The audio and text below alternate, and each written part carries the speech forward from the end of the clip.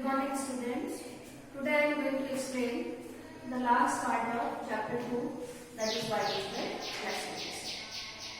So the first, that is mycoplasma. Mycoplasma, that is smallest free living prokaryotes, because mycoplasma also belongs to kingdom Monera. You know that in kingdom Monera all different type of bacteria they belong to kingdom Monera. Similarly the mycoplasma, so that also belongs to Monera, but it is smallest. It is smaller in comparison to bacteria. Bacteria all of you know, so that is microscopic organism. Without the help of the microscope you cannot see bacteria, and mycoplasma is smaller than bacteria. It is also known as PPLO. PPLO means pleuropneumonia-like organism. Pneumonia, all of you know, there is a disease, and the pneumonia, so that is the name of the disease. So, because it is pathogenic, it is responsible for causing pneumonia in animal, so the name is also given PPLO.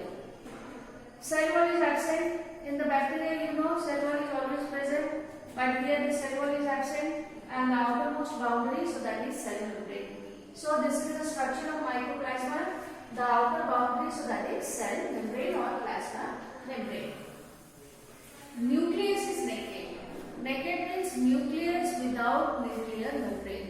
So that is called naked. So here you can find out the nucleus. It is having single DNA strand, because DNA, which is known as deoxyribonucleic acid, so either it can be the single strand or it can be the double strand.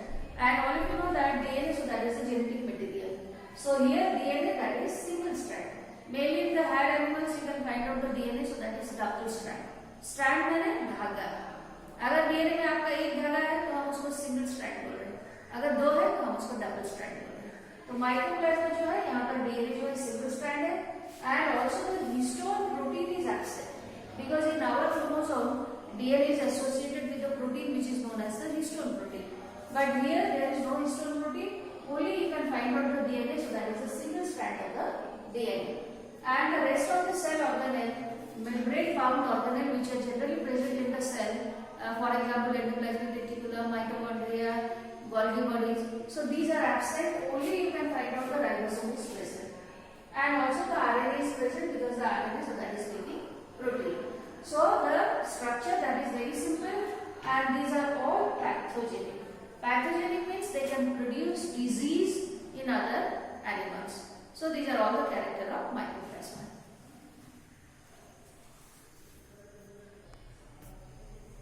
So now we will discuss about lichen.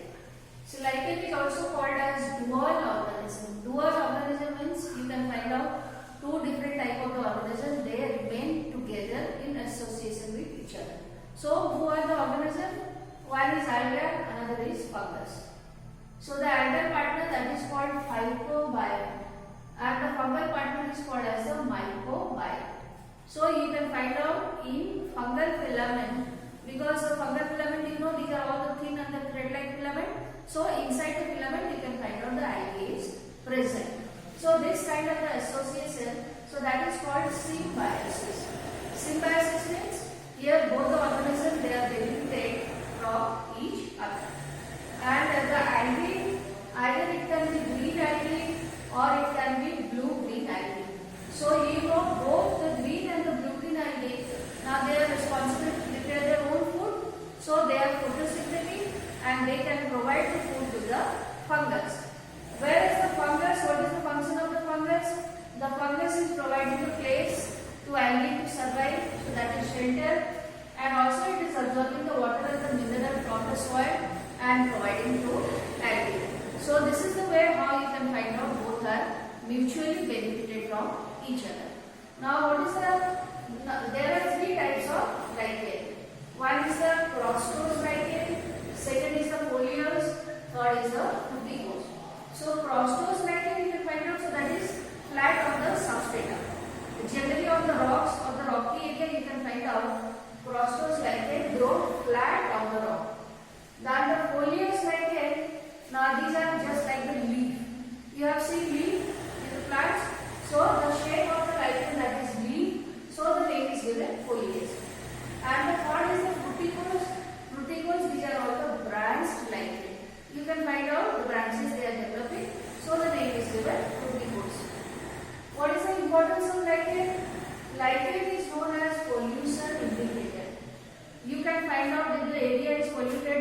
is no lichen. And in the lichen, you can see in any area, so that means it is free from the pollutions. Like for example, in the Amakandak forest, you can see even in your own school also on the tree trunk you can find out lichen grow. So why? Because there is no pollution. So the lichen is called pollution indicator. If there is no pollution, then the lichen will grow. If there is pollution, then the lichen will not grow. And mainly it is affected by sulfur dioxide. It is also known as pioneer species. Pioneer species means the species which can grow in an area which is not habitable. Like for example, on rocks, you cannot see any plant is not developing on rock. But which plant can develop on rock? So that is lichen. So the lichen is the first species that is growing on the rock. So this is called pioneer species. Then the lichen is also food of reindeer in tundra. In tundra area, so the lichen, so that is used by reindeer as food. Litmus, all of you know that we are using litmus paper in chemistry lab to find out the pH. So the litmus, so that is actually a dye that is also obtained from the lichen, and the name of the lichen is Rossella tinctoria. So these are all the importance of lichen. The next topic is virus. So all of you know that virus is smaller than bacteria. Bacteria is very small organism, mycoplasma is smaller to bacteria, and the virus is smaller to bacteria. Okay? So the virus we call it as living as well as non-living. Why? Because when virus is present outside the host body, then it is behaving as non-living, and it can be separated in the form of a crystal. But as soon as the virus is entering inside the living host, then it can show all the characteristic of living organism. So we can call the virus as living and the non-living. And by whatever, it is not putting any thing down. Okay, why? Because it is an acellular organism and obligate parasite. Obligate parasite means it is depending on the host, not completely, but for some mechanism it is depending on the host. So this is called obligate parasite. And the structure of the virus, either it can be like a helix. Helix means just you take two long thread, so that is called helix. And either it can be the helical or it can be the hexagonal. Hexagonal means you can find out there are 6 sides are there. Hexa means 6. So either it is helical or it is hexagonal. And the structure is very simple. You can find out the body surrounded by a protein coat or the covering, and this protein coat is called capsid. And capsid is made up of small units. One single unit is called capsule. And inside the capsid you can find out the genetic material. Either it can be DNA or RNA. Either it can be the single strand or it can be double strand. Generally the plant genetic material, that is single strand RNA. But in the animals you can find out the virus, which is depending on the animal host. The genetic material either can be single strand DNA or double strand DNA. So the first virus which was discovered, so that was tobacco mosaic virus, a virus in tobacco plant. Okay, and the why the name is given the virus, because the word that is derived from a Latin word, and the meaning is venom or poison, and the name was given by the scientist D.J. Ivanovsky in 1892. So this is a simple virus, tobacco mosaic virus. Now here you see the body is consists of one head. This is hexagonal head, which is made up of the capsid, and the single unit of the capsid is called capsomere. And the genetic material, so that is RNA. This is the middle piece, and this one is the tail. In the tail you can find out the tail fiber. So these are all the different part of the tobacco mosaic virus. So now I will explain you how virus reproduces. Okay, so the multiplication, that is completed in 4 steps: adsorption, penetration, multiplication, and lysis or lytic phase. Alright, so here you see in the diagram, this is a bacterial cell. And here the bacterial cell that is acting as a host on which inside the body of the bacteria virus will multiply. Because already I told you virus is not living outside the host and living inside the host. Okay. So here you see this is the virus.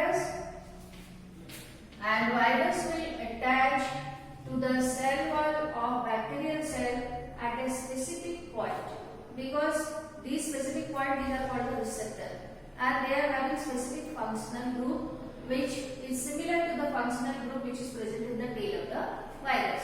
So the virus will attach to the bacterial cell, and that process that is called absorption.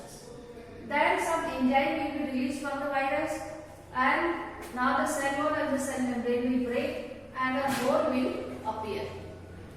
Then the whole virus is not entering inside the bacterial cell. You can find out only the genetic material or virus that is entering inside the bacterial cell. So this is bacterial DNA, and now you can see this virus. If it is tobacco mosaic virus, then it is having RNA as a genetic material. So now this RNA will enter inside the bacterial cell. Okay. Now the RNA directly will not act as a genetic material. Now the RNA will produce a DNA. And the process in class 12 there is one chapter is there we study. So this is called reverse transcription. When the RNA is making the DNA, then the process is called reverse transcription. Now this DNA will control the DNA of the bacterial cell. And now the bacterial ribosome, because you know ribosome, so that is an organelle which can prepare protein for the cell. Now the bacterial cell ribosome will not work for own bacterial cell. It will start working for the virus, and it can make different components of the virus, because you know that the virus is having the head and the middle piece and the tail, so different parts are there. So with the help of the protein which is made by the ribosome, then you can find out the different components of the virus they are made. So ultimately then you can see all these different components, all these different parts, they will assemble together to make new virus. So that inside the bacterial cell you can see many virus they are produced. Alright, so that is the multiplication. So one single genetic material that is entering inside the bacterial cell, then from that single genetic material you can find out the many virus they are produced. So when the multiplication process that is complete, then there is the breakdown of the cell membrane and the cell wall, and the virus they can be released outside. So that is called the lytic phase. And in this case you can find out how the bacterial cell will be dead, because the cell is not functioning for its own physiological activities. So ultimately you can find out the bacterial cell will be dead and the virus will multiply, increase the number, then by the lytic phase it can be released outside the bacterial cell. So this is the way how the virus reproduces. Now the last one, so that is the viroids. Viroids are smaller than virus. Virus are smaller than bacteria, viroids are smaller than virus, and this is free RNA. Only you can find out there is one single strand RNA is there. It is not surrounded by the protein core.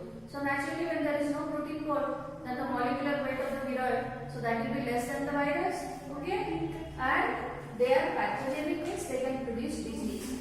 For example, in the potato, the disease which is produced by viroid, the name of the disease is potato spindle fever. So this is all about chapter 2.